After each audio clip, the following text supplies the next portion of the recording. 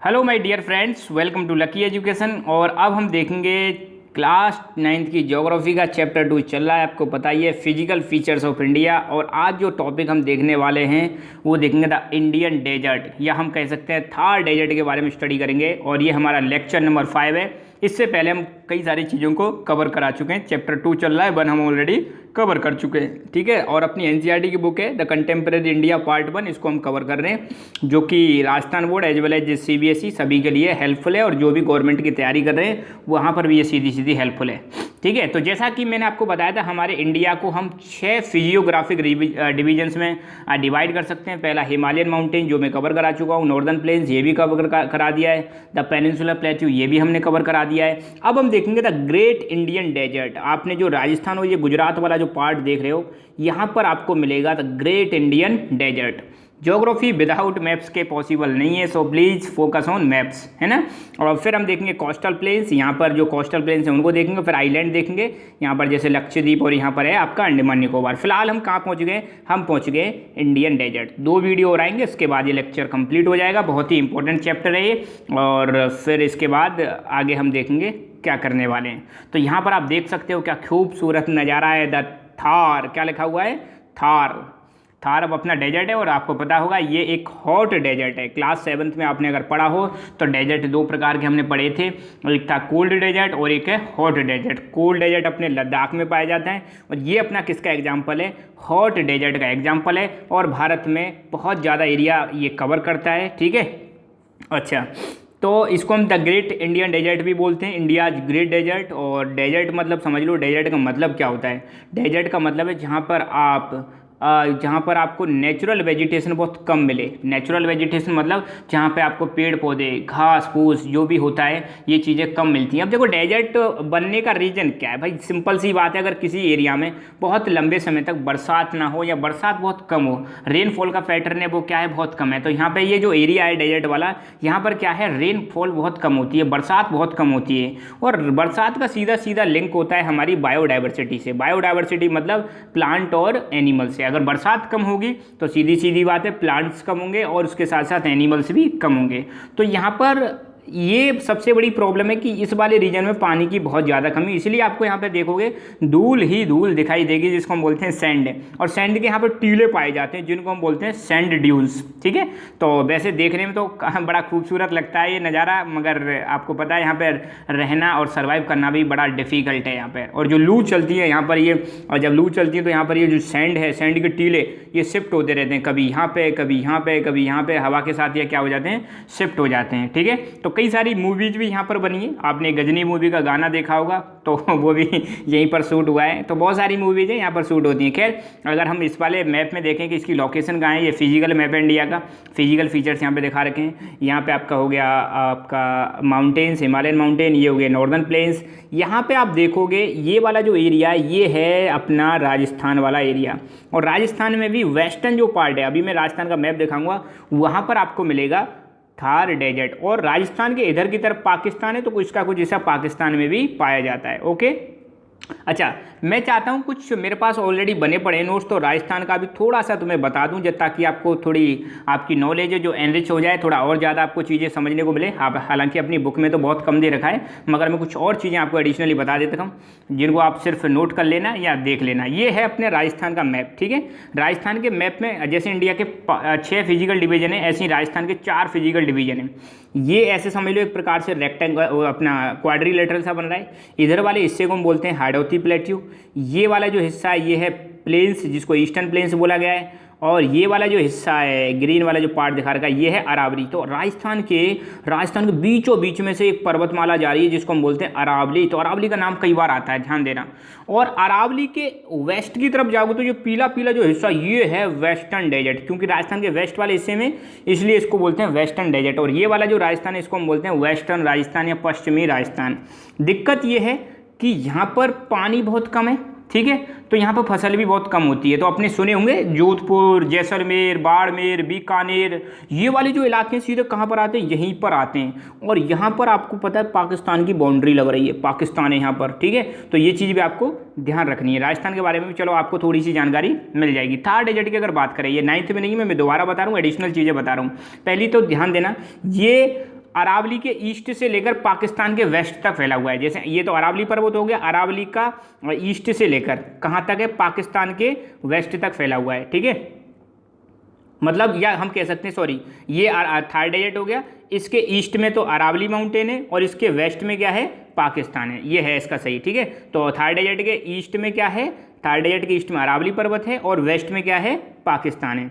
राजस्थान का जो जितना भी टोटल एरिया है उसका 61% एरिया कवर करता है थर्ड डेजर्ट। और राजस्थान के आपको पता है राजस्थान में 33 डिस्ट्रिक्ट हैं, जिनमें से 12 डिस्ट्रिक्ट किस में आते हैं, राजस्थान में आते हैं। और राजस्थान की लगभग 40% पॉपुलेशन कहाँ पर रहती है, थर्ड डेजर्ट वाले इलाके में रहती है। और इसका जो स्लोप है वो है पाकिस्तान की तरफ। तो आपको देखोगे तो इंडिया की तरफ थोड़ा ऊंचा देखेगा यहाँ पे इंडिया, और पाकिस्तान की तरफ थोड़ा नीचा देखेगा, तो इसका स्लोप पाकिस्तान की तरफ है। और वर्ल्ड के जितने भी डेजर्ट है उसमें ये रिचेस्ट डेजर्ट माना जाता है। रिचेस्ट डेजर्ट क्यों माना जाता है, क्योंकि यहाँ पे बहुत ही ज़्यादा एग्रीकल्चर होती है बाकी डेजर्ट की तुलना में। बाकी डेजर्ट की तुलना में मैं बता रहा हूँ यहाँ पे इरीगेशन की अच्छी फैसिलिटीज है। आपने सुना हो तो एक इंदिरा गांधी कैनाल, जिसको मतलब कहाँ पर वेस्टर्न राजस्थान में ले जाया गया, तो इंदिरा गांधी कैनाल आने से यहाँ पर बहुत ही ज़्यादा डेवलपमेंट हुआ है, एग्रीकल्चर एक्टिविटीज़ बढ़ी है, बायोडाइवर्सिटी बढ़ी है, पानी अवेलेबिलिटी बढ़ी है वाटर की, ठीक है, बहुत ही ज़्यादा बायोडाइवर्सिटी पाई जाती है यहाँ पर, वेस्ट इरीगेशन फैसिलिटीज़ पाई जाती हैं, वेजिटेशन बहुत ज़्यादा पाई जाती है, कई सारे मिनरल्स पाए जाते हैं यहाँ पर, रेनफॉल भी कंपेरेटिवली बाकी डेजर्ट की तुलना में ठीक है, पॉपुलेशन डेंसिटी भी बाकी डेजर्ट की तुलना में यहाँ पे ज़्यादा है, एनिमल्स की डेंसिटी भी बाकी डेजर्ट की तुलना में ज़्यादा है। तो बाकी डेजर्ट से अगर वर्ल्ड के डेजर्ट से इसको कंपेयर करें तो ये कई सारी चीज़ें आपको ज़्यादा मिलेंगी, इसीलिए इसको हम बोलते हैं the richest desert of the world. कौन सा डेजर्ट है, अपना प्यारा थार डेजर्ट, ठीक है। तो हर चीज़ की एक अपनी खूबी होती है, तो ये भी बड़ा खूबसूरत है। अच्छा, तो इसको हम ग्रेट इंडियन डेजर्ट के नाम से भी जानते हैं, ध्यान देना, ग्रेट इंडियन डेजर्ट।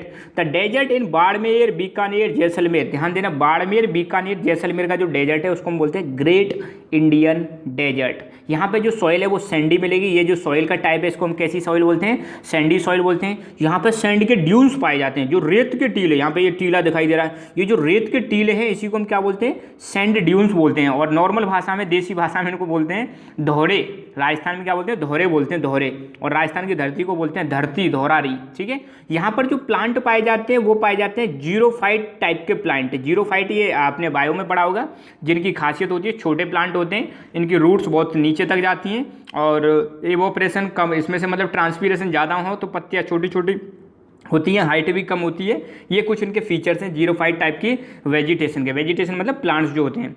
यहाँ पे ज़्यादातर पानी जो है अंडरग्राउंड है, और वो भी कैसा पानी है, सैलाइन वाटर है। और यहाँ पर एक कैनाल है जिसके थ्रू पानी लाया जा रहा है, वो है इंदिरा गांधी कैनाल, जिससे मतलब राजस्थान में इरीगेशन की फैसिलिटीज बढ़ी हैं। राजस्थान के बारे में 2-4 चीज़ें और जान लेते हैं, ठीक है। राजस्थान का जो स्टेट ट्री है वो है खेजड़ी। राजस्थान का जो स्टेट ट्री है वो है खेजड़ी। और खेजड़ी आपने सुना होगा, अमृता देवी का नाम सुना होगा, जिन्होंने मतलब खेजड़ी के वृक्ष को बचाने के लिए क्या दे दी थी, अपनी बेटियों के साथ अपने आप को सेक्रीफाइस कर दिया था, अपनी जान का बलिदान दे दिया था। उसके साथ साथ कई गाँव वालों ने भी दे दिया था। तो ये जोधपुर के आसपास की घटना थी, ठीक है। तो ये वही वृक्ष है, खेजड़ी वृक्ष। यहाँ का स्टेट एनिमल कैमल और चिंकारा, ये दोनों आते हैं, ठीक है। और रोहिड़ा यहाँ का स्टेट फ्लावर है, ये रोहिड़ा है। और डांस की बात करें तो घूमर, ये मूवी में आपने देखा होगा, कौन सी मूवी, एक राजस्थानी मूवी आई थी पद्मावत, उसमें घूमर डांस है, तो ये राजस्थान का स्टेट डांस है।